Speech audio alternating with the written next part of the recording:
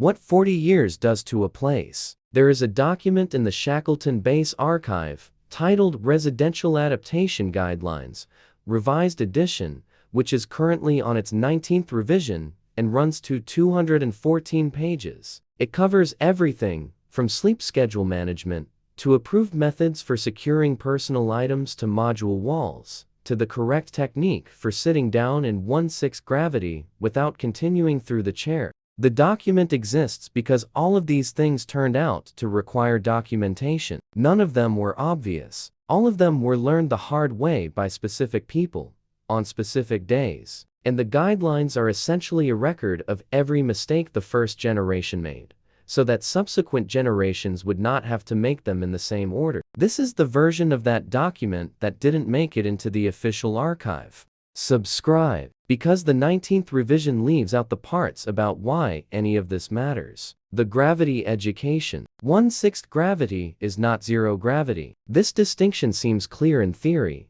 and becomes considerably less clear the first time you try to stop walking and continue for 3 meters past your intended destination. The base keeps a running tally not officially, but by tradition of new arrivals who have committed what longtime residents call a momentum incident. The tally is maintained on a small whiteboard, near the hub-to-intake office. It is updated in real time. It has been continuously maintained since 2031. The record for most momentum incidents in a single week belongs to a structural engineer who arrived in 2044, and who is now 24 years later one of the base's senior staff, and who updates the whiteboard herself when relevant. What the body learns, given enough time, is not how to move in low gravity, but how to think in it. The instincts that Earth spent a lifetime installing, the automatic calibration of force, the unconscious calculation of where a thrown object will land, the certainty about how fast you can stop, all of them are wrong here. And all of them have to be replaced, not by knowledge, but by habit, which takes considerably longer. Carrying heavy objects is the instructive case. A crate that weighs 50 kilograms feels like it weighs 8. Every new arrival picks it up with 8 kilograms of effort, and then cannot stop it when it needs to stop, because the inertia is still 50 kilograms worth of object in motion. The base medical office tracks a category of injury it calls inertial misjudgment. The category is never empty. Children born on the base do not have this problem. They have never had instincts calibrated for Earth. They move through the base the way water moves through a pipe, following the path of least resistance, never fighting the physics, having never known physics to be any different. To watch a third-generation lunar child move through a corridor, and then watch a new arrival attempt the same corridor, is to understand something specific about the difference between knowledge and home. The food situation, in full. The 14-day rotating menu has been documented elsewhere in this archive. What has not been documented is what food actually means on the base, which is different from what it means on Earth, in ways that take approximately 6 months to fully understand. Texture is the first thing people miss. Not flavor, not variety texture. The specific resistance of a crust of bread. The give of a fresh piece of fruit. The crunch of something that has not been processed into shelf-stable form. The base bakery produces bread twice a week, and the queue forms before the bread comes out of the oven, because people are hungry, but because the bread has a crust. And a crust is a sensory experience that the rest of the menu does not provide. Real coffee is a luxury item. The base produces a substitute from a cultivated grain blend that is, in all nutritional respects, equivalent. In all other respects, it is not coffee. This is understood by everyone, and acknowledged by nobody in any official documentation, because acknowledging it would require addressing it, and addressing it is not currently possible. The private coffee supplies that arrive on personal cargo manifests are the most carefully managed resource on the base. More carefully managed than the medical supply chain, and considerably more carefully managed than the water recycling allocation, which is itself the subject of a 17-page operational protocol. Spices arrived informally. Nobody planned the spice economy. It developed the way most things on the base developed, because people needed it, and the official supply chain was not structured to provide it, so they provided it themselves. A jar of real black pepper, shipped from Earth in someone's personal effects, has a social value that is not expressible in any official currency, but that everyone understands intuitively. To give someone spices is a significant gesture. To receive them is to be seen.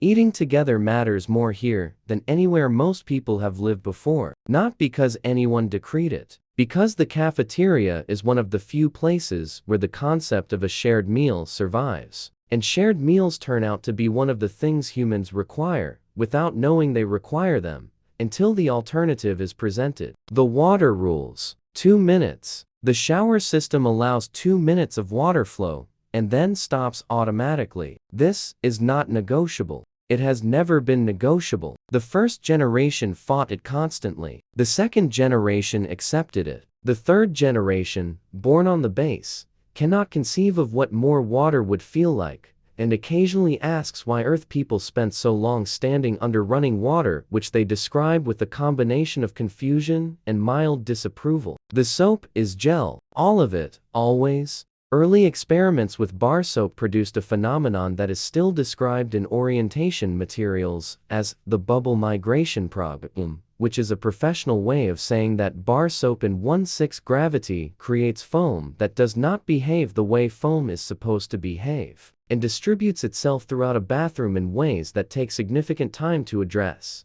and that are, by all accounts, extremely difficult to explain to anyone who has not witnessed it personally. Hair is short.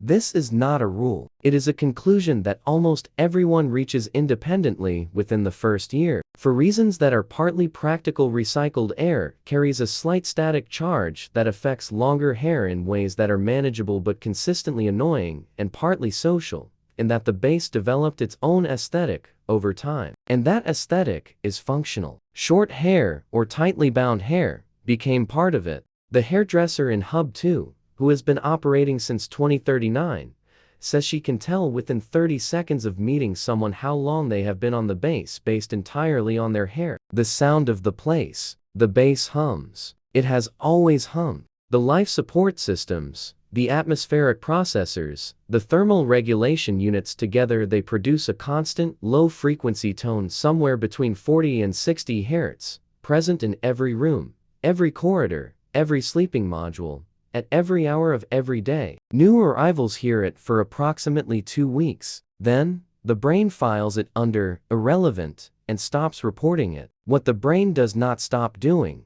is noticing when it changes. Any variation in the hum, a half tone shift, a brief gap, a new harmonic registers immediately. Even in sleep, even in the middle of a conversation. Long-term residents cannot always tell you what they heard. They can always tell you something changed. The silence during scheduled maintenance, when certain systems are briefly offline, is reported universally as uncomfortable. People describe it as wrong. Children born on the base, for whom the hum is the baseline condition of existence, become distressed when it stops in ways that are difficult to explain to Earth-born residents who remember quiet. Music became architecture. Personal headphones are standard equipment not because of any regulation, but because 2,000 people in shared spaces require the ability to be, occasionally, inside their own heads. The selection of music playing in common areas is decided by informal consensus, which means it is decided by whoever cares most about it on any given day, which means it changes constantly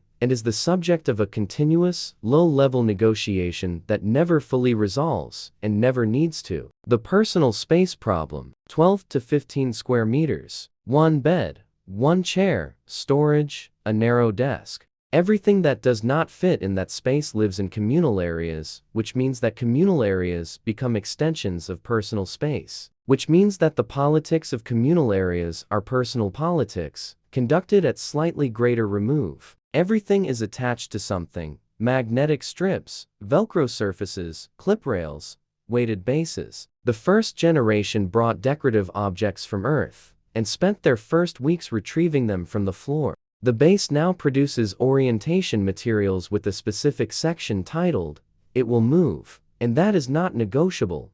This section was added after a particularly instructive incident in 2027, involving a glass paperweight and a sleeping module. The details are in the archive. They are not repeated here. Physical books are the most traded objects on the base. Digital libraries are complete and accessible, and nobody argues with their convenience. This is not about convenience. A physical book carries the history of its readings, the wear on the spine, the occasional margin note, the sense that other hands have held it. Books on the base have passed through dozens of pairs of hands over decades, and this is not considered damage. It is considered value. The open door is the culture. A closed door means sleep or privacy explicitly required. An open door means the space is shared. People walk past open doors and glance in, and this is not intrusion. People sit in doorways, talking into rooms, and this is conversation. The concept of dropping in, which Earth culture made increasingly awkward over the late 20th and early 21st centuries, reasserted itself here,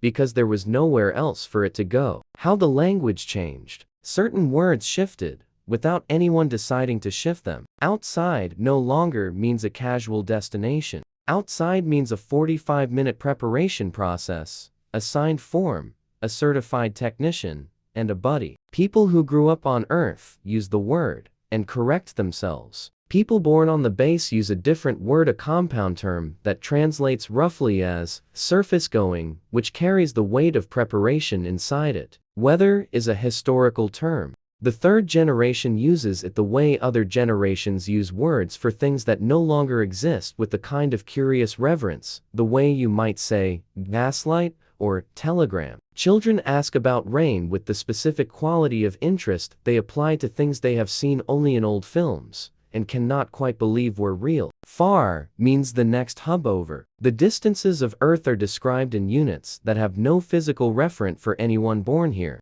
When old footage shows a highway extending to a horizon, children ask what is at the end of it. The answer, more road, more land, more everything, does not compute against an experience of space as something that ends at a wall. And earthy, the word developed somewhere around 2045 and has no precise origin. It describes a person who has not yet understood that this is where they live. Not someone who misses Earth. Everyone misses Earth in various ways.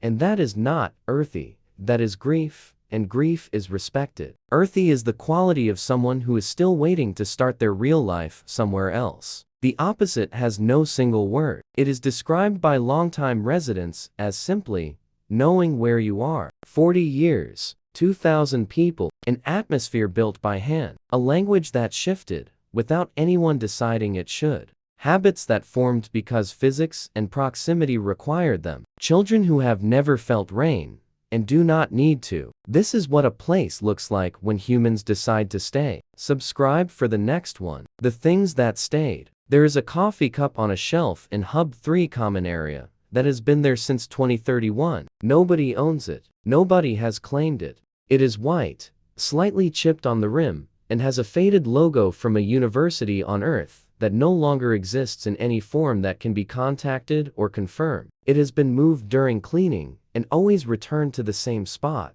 by different people over 35 years without anyone organizing this or discussing it. The base archivist documented it in 2066 as part of a study on informal cultural objects. When she asked residents about it, the responses were consistent in a way that suggested something true.